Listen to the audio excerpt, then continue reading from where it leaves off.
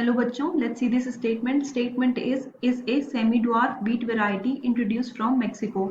तो हमें उस semi-dwarf wheat variety का नाम बताना है जो इंट्रोड्यूस कराई गई थी मेक्सिको से.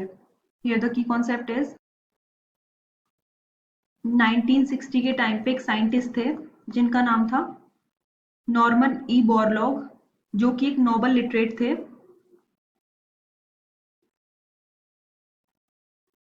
इन्हें हम फादर ऑफ ग्रीन रेवोल्यूशन मानते हैं.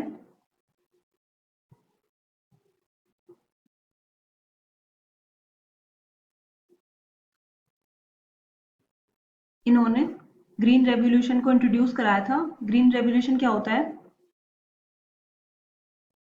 Green revolution is introduction of plant breeding techniques. Introduction of plant breeding technique. Plant breeding technique की वजह से हमें high yielding varieties मिलती हैं.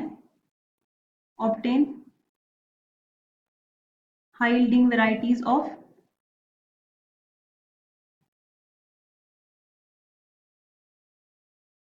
of seed या फिर plant,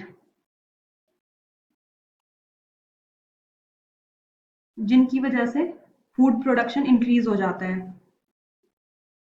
इंक्रीज फूड प्रोडक्शन. जो नॉर्मल ई बोरलॉग थे, इन्होंने वीट की सेमी ड्वार्फ वेराइटीज डेवलप की थी at the international centre for wheat and मेज improvement in Mexico. He developed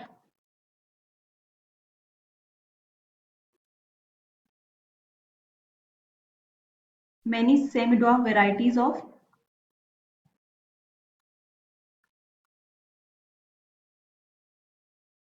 of wheat at the International Center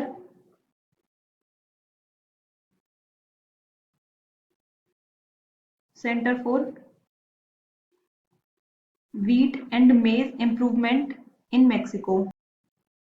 एक और साइंटिस्ट थे जिनका नाम था MS स्वामीनाथन. वो भी फादर थे ग्रीन रेवोल्यूशन के, लेकिन वो इंडिया में थे. उन्होंने भी इंडिया के एग्रीकल्चर सिस्टम को प्रॉफिटेबल और सस्टेनेबल बनाया था.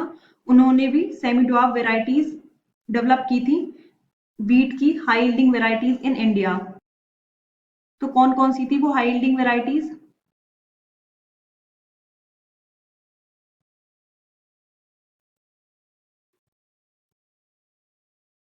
व्हीट की सेमी ड्वार्फ वेराइटीज का नाम था सोनालिका और कल्याण सोना. सोनालिका एंड कल्याण सोना. और जो राइस की वेराइटीज थी, सेमी ड्वार्फ वेराइटीज थी, उनका नाम था जया एंड रत्ना, जिन्हें 1966 में डेवलप किया गया था. सेमी ड्वार्फ व्हीट वेराइटी को ही क्यों डेवलप किया? क्योंकि एक तो इनकी शॉर्ट हाइट होती है,